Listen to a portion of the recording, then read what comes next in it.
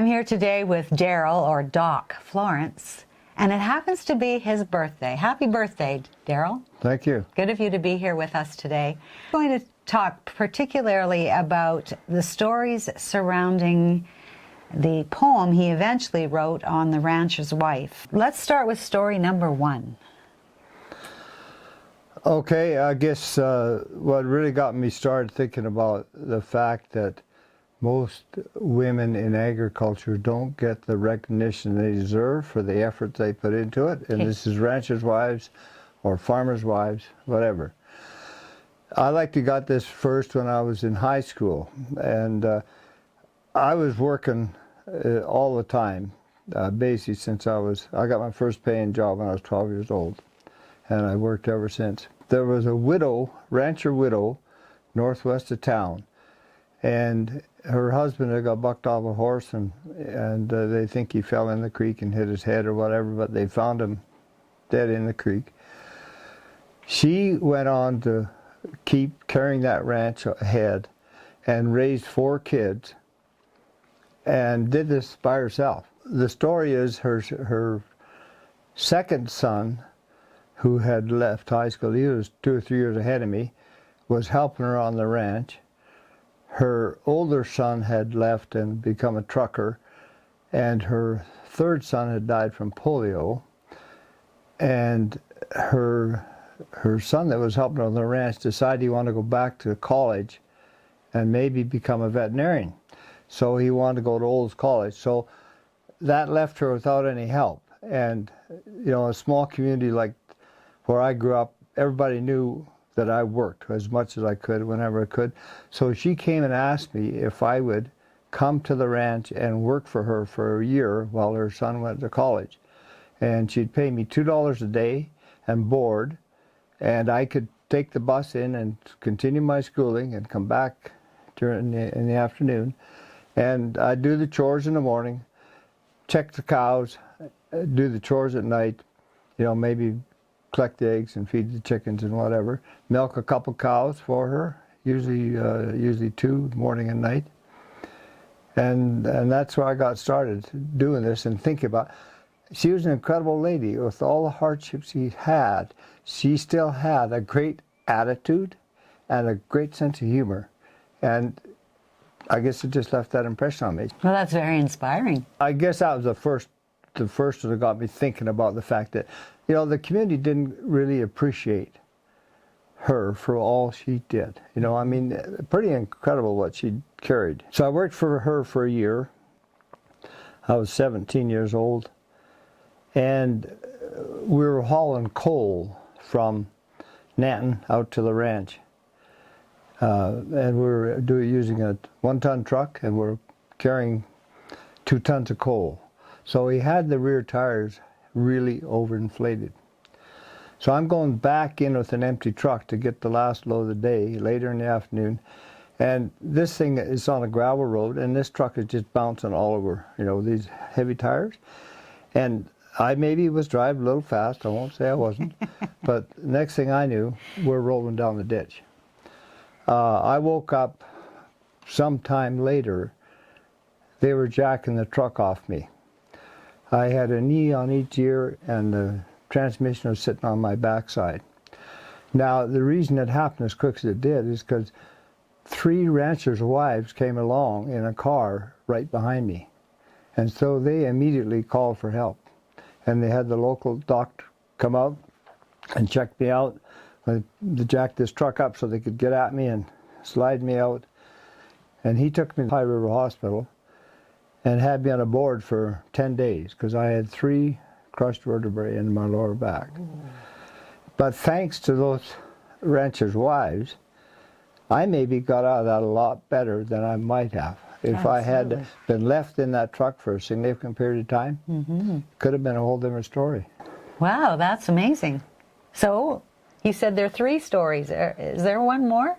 When I was as a veterinarian in practice, and it was not uncommon for me to get the call out to a calving by the rancher's wife. So I was called out west of Staveley, and she had a cow calving, and it looked like it was coming backwards, and she didn't think she could get it by herself. When I got there, I realized why, because she was heavily pregnant.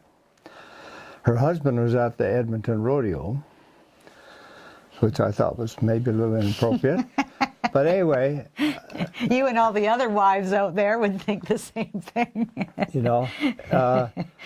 Anyway, she said, I'll get her heifer in. She's out in the field there. I'll go get her.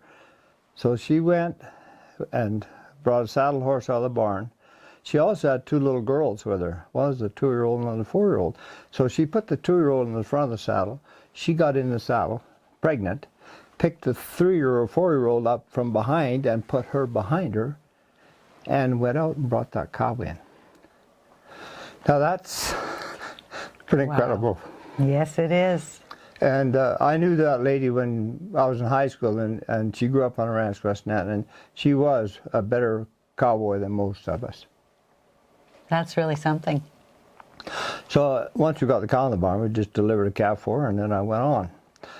Got back into the clinic, and there's a message. There's a lady on a ranch west of Cayley needing some help with a cow calving. Normally, we had 2 carry-on bags for our drugs and our surgical equipment, and so if you had a busy day, you'd leave one in the office, and the receptionist would top up all the drugs and re-sterilize the surgical equipment and have it ready for the next time. So I just came in the clinic, put my old carry-on in the lab room, grabbed the one that was sitting there, thinking it was ready to go, and headed off to this ranch west of Cayley. I got out there, and there was a heifer laying down, and obviously exhausted, trying to calve. I did a quick exam and realized this calf was too big to come out the back door. It was going to be a side door deal. And then I went and got my bag and opened it up, and there was no surgical equipment. And I'm going to do a cesarean section. So I got to make a decision. I'm 45 minutes from the clinic. Do I rush back there, put this instruments through the autoclave for 20 minutes, 30 minutes, come back? Or do I try and make do with what's here? So I talked to the rancher's wife. Her husband was a long-haul trucker, and that's how he supported the ranch. He was away. I said, did your husband use safety razor? And she said, yeah. Good. Can you get me a razor blade, a pair of needle-nose pliers, and the biggest needle you got, and the strongest piece of thread you got? Asked for some warm water, and I threw some disinfectant in it, and I went through my bag again, and I found a pair of hemostats, curved hemostats, threw them in the bucket. I went ahead and did a paravertebral block on this heifer's side, and also did an epidural block so she couldn't get up, because I kept her hind legs paralyzed. And then I got my clippers and clipped the hair off and did a betadine scrub. She came back with the razor blade. I put in the forceps, and we did a C-section. Now, it takes 2 people to do a C-section when you got a cow down, because one person can't lift that calf out by themselves, okay? So once I got the uterus open, I pulled the calf's legs up as high as I could. I'm on my knees, and asked her to take a hold of them. She's across the cow from me, and to lift as high as she can and take that calf out. I'll meantime shoehorn the calf out of the uterus so it doesn't tear. And she did. She pulled that calf out, and you know, just incredible, incredible. And then I went ahead and sewed everything up and used the suture material she brought and the needle she brought and the needle nose pliers, and we got her done.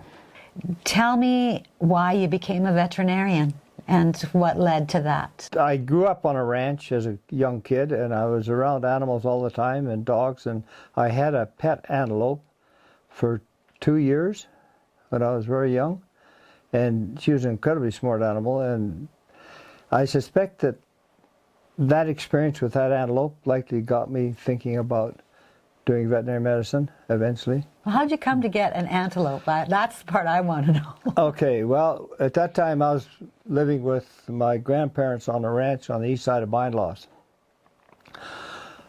Most of the section hands were New Canadians.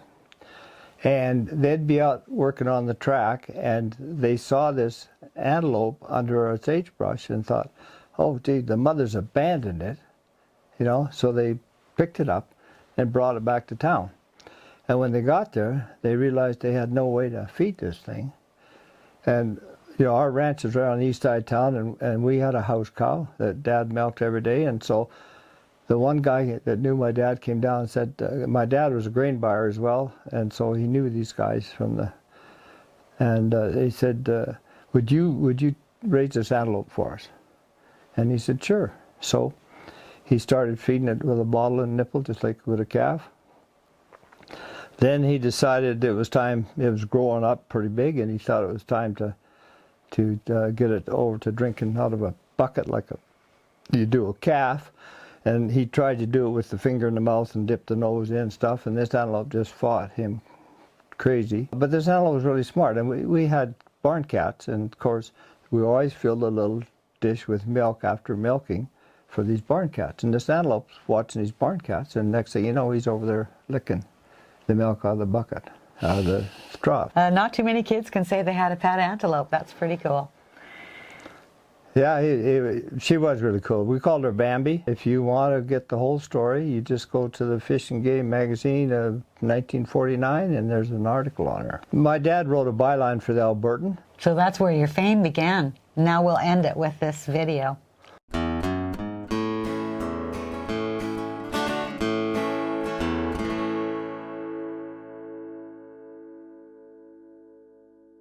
The most important asset that a rancher can have on the Western Range, and all through 100 years of history, there hasn't been any real change. It's not a lot of water, lush grass, good cows or a trained horse. It's a handy and willing wife who'll do any task when asked, of course. She's willing to do all the little extras, like open the gate, or tell a pestering salesman to take a hike. She helps gather the cows, drives a beat-up old feed truck, and even when necessary, she'll help pull a cow out of the muck. She checks the calving cows while her hubby's in bed and beat, 'cause he was up all night pulling a calf out and making sure it got started on a teat. And then there's the branding and vaccinating and castrating the steers. It's the same old rancher wife story, but just different years. And it's really tough to be ready to go at the drop of a thought, and yet keep all the meals made and the coffee hot. And if that ain't enough to give her her thrills, she often pays most of the bills. She has a full-time job off the ranch. It's necessary, for in years of poor cattle prices, then there is no chance of her and her hubby husband losing their happy home on the Western Ranges. It guarantees there won't be any unexpected changes. Now, if that ain't enough to get her crowing ovation from the stands, she also produces and raises the next bunch of ranch hands. And if rancher hubby happens to experience injury or illness or even death, then she has to pick up the slack and take the future of that ranch entirely on her back. So ranchers, if you're wondering what the reason is for all your successes, it's simply that you have that willing, handy, ever-loving missus.